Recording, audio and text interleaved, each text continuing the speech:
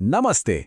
कभी सोचा है कि हर क्लिक, हर स्वाइप, हर डिजिटल आवाज के पीछे आखिर कौन सी दुनिया काम करती है? एक ऐसी दुनिया जो हमें दिखती नहीं पर है। आज की कहानी उसी दुनिया की है। हम ये समझेंगे कि कैसे इंसान ने पदार्थ के सबसे छोटे कणों को कंट्रोल करना सीखा और एक ऐसा स्विच बना दिया जिसने, सच पूछिए तो, हमारी पूरी सभ्यता ही बदल डाली। ये सवाल देखने में शायद थोड़ा अजीब लगे, है ना? कि फोन, अपना शरीर और वो आसमान में दूर टिमटिमाते तारे, आखिर ये सब बने किस चीज से हैं? लेकिन यकीन मानिए, इसका जवाब ही हमारी आज की पूरी टेक्नोलॉजी की नींव है। और जवाब बड़ा सीधा सा है। एक स्मार्टफोन हो, हमारा शरीर हो, या वो अरबों मील दूर के तारे, सब एक ही चीज से बने हैं, और वो हैं परमाणु। तो आज का हमारा सफर कुछ ऐसा रहेगा। सबसे पहले हम यूनिवर्स के सबसे बेसिक बिल्डिंग ब्लॉक्स को समझेंगे। फिर एटम के अंदर झांक कर देखेंगे कि उसके दिल में क्या राज छिपे हैं। इसके बाद सेमीकंडक्टर का सीक्रेट पता करेंगे और देखेंगे कि करंट के लिए एक वन वे स्ट्रीट कैसे बनती है। और आखिर में हम उस स्विच की कहानी पर पहुंचेंगे जिसने सच में सब कुछ बदल दिया। तो चलिए शुरू करते हैं। कहानी की शुरुआत वहीं से जहां से हर चीज की शुरुआत होती है, मतलब उस सबसे छोटी, सबसे बुनियादी चीज से जिससे ये कमरा, ये ग्रह, ये पूरी कायनात बनी है। यही है हमारे बिल्डिंग ब्लॉक्स। हमारे आसपास जो कुछ भी है वो सब इन्हीं परमाणुओं यानी एटम से बना है। और ये कितने छोटे हैं इसका अंदाजा लगाना भी मुश्किल है। सोचिए, एक सुई की जो नोक होती है ना, उस पर खरबों परमाणु आराम से आ सकते हैं। हम इन्हें देख नहीं सकते, छू नहीं सकते, लेकिन सच तो यही है कि हमारी दुनिया की पूरी हकीकत इन्हीं पर टिकी है। ठीक है, तो ये तो समझ आ गया कि सब कुछ एटम से बना है। पर ये तो बस पहला कदम है ना? असली मजा तो अब शुरू होगा, जब हम और अंदर जाएंगे और पूछेंगे कि भाई अगर सब कुछ एटम से बना है तो फिर ये एटम खुद किस चीज से बना है? चलिए झांकते हैं इसके बिल्कुल सेंटर में। और यहां हमें मिलते हैं तीन मेन खिलाड़ी। यही तीन हैं जो इस पूरे खेल के नियम तय करते हैं: प्रोटॉन, न्यूट्रॉन और इलेक्ट्रॉन। इनमें से प्रोटॉन और न्यूट्रॉन तो एकदम सेंटर में रहते हैं, जिसे हम न्यूक्लियस कहते हैं। और इलेक्ट्रॉन जो हैं वो इस न्यूक्लियस के चारों तरफ चक्कर काटते रहते हैं। और सुनिए, ये कोई अंदाजा या थ्योरी नहीं है। साइंटिस्ट ने इन पार्टिकल्स की हर एक प्रॉपर्टी को बहुत ही बारीकी से नापा है, जैसा कि इस फिजिक्स की किताब में भी दिख रहा है।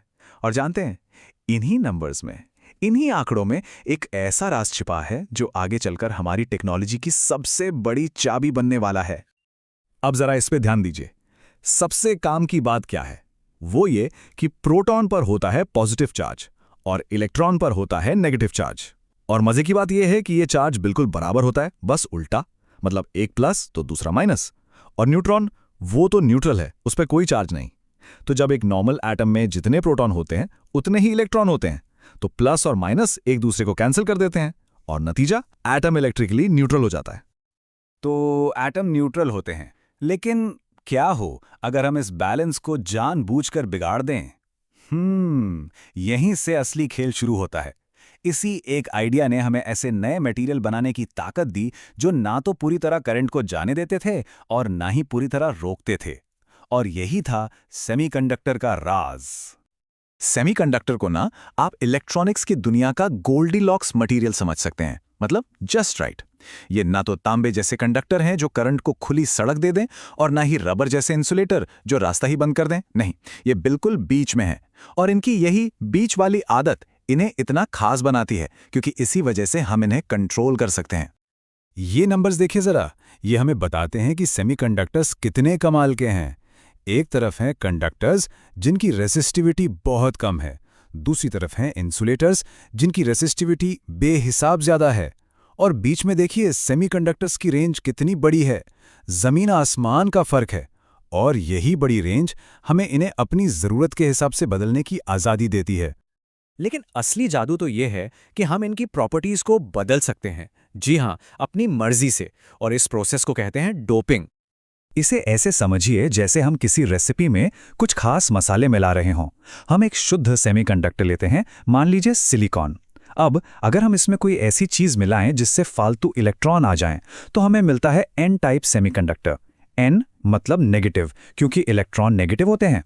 और अगर हम कुछ ऐसा मिलाएं जिससे इलेक्ट्रॉनों की कमी हो जाए, मतलब खाली जगहें बन जाएं जिन्हें होल्स कहते हैं, तो हमें मिलता है पी टाइप सेमीकंडक्टर। P मतलब पॉजिटिव। तो अब हमारे पास दो तरह के स्पेशल मटेरियल हैं। एक है एन टाइप, जिसमें एक्स्ट्रा इलेक्ट्रॉन है, और दूसरा है पी टाइप, जिसमें इलेक्ट्रॉनों के लिए खाली जगहें यानी होल्स हैं। तो अब सबसे बड़ा सवाल, क्या होगा अगर हम इन दोनों को एक साथ जोड़ दें? जब हम ऐसा करते हैं तो एक कमाल की चीज बनती है, एक इलेक्ट्रॉनिक वन वे स्ट्रीट। मतलब करंट सिर्फ एक तरफ जा सकता है, वापस आने का कोई रास्ता ही नहीं है। ये सुनने में शायद बहुत सिंपल लगे, लेकिन करंट के फ्लो को इस तरह कंट्रोल कर पाना, यही मॉडर्न इलेक्ट्रॉनिक्स की बुनियाद है। और ये छोटा सा वन वे गेट, जिसे हम डायोड कहते हैं, ये हर जगह है। हमारे फोन चार्जर के अंदर यही तो है जो दीवार से आने वाले एसी करंट को डीसी में बदलता है, जिससे हमारी बैटरी चार्ज होती है। रेडियो के अंदर सिग्नल पकड़ने से लेकर टीवी रिमोट तक हर जगह ये छोटा सा डायोड बिना किसी शोर शराबे के अपना काम किए जा रहा है। और यहीं से हम पहुंचते हैं 20वीं सदी के सबसे बड़े, सबसे जरूरी आविष्कार पर, जो इन्हीं सब आइडियाज को मिलाकर बना था। मिलिए ट्रांजिस्टर से। ये क्या है? सीधे सीधे कहें तो ये एक बहुत ही छोटा, बहुत भरोसेमंद स्विच है। और सबसे खास बात, इसमें कोई हिलने डुलने वाला पार्ट नहीं है। ये बस दो काम करता है, या तो करंट को जाने देता है या उसे रोक देता है, ऑन या ऑफ। और यही ऑन और ऑफ, यही तो है कंप्यूटर की भाषा, 1 और 0। और जरा इस तरक्की की रफ्तार तो देखिए। 1904 में बना डायोड वॉल्व, और फिर 1947 में बेल लैब्स में पहला ट्रांजिस्टर बना। मतलब 50 साल से भी कम टाइम में टेक्नोलॉजी बड़े बड़े, गरम और अनरिलायबल वैक्यूम ट्यूब से निकलकर एक ऐसे छोटे से स्विच तक पहुंच गई जो हमारी हथेली में आ सकता था। ये कोई मामूली बदलाव नहीं था, ये एक क्रांति थी जो दशकों में नहीं बल्कि कुछ ही सालों में हो गई। आज हम जिस भी डिजिटल चीज़ का इस्तेमाल करते हैं, चाहे वो कंप्यूटर हो, स्मार्टफोन हो या कोई भी गैजेट, उन सब की ताकत का राज यही छोटा सा स्विच है। एक छोटी सी चिप पर अरबों, जी हां, अरबों की संख्या में ये ट्रांजिस्टर लगे होते हैं जो मिलकर हमारी इस डिजिटल दुनिया को मुमकिन बनाते हैं। तो सोचिए, सफर कहां से शुरू हुआ था? एक एटम के अंदर के पार्टिकल्स को समझने से, और हम कहां पहुंच गए? एक पूरी डिजिटल दुनिया बना ली। और यह सब मुमकिन हुआ एक छोटे से स्विच की वजह से। यह बात सोचने पर मजबूर करती है ना, कि साइंस का अगला वो छोटा सा स्विच क्या होगा जो एक बार फिर हमारी दुनिया को पूरी तरह बदल कर रख देगा।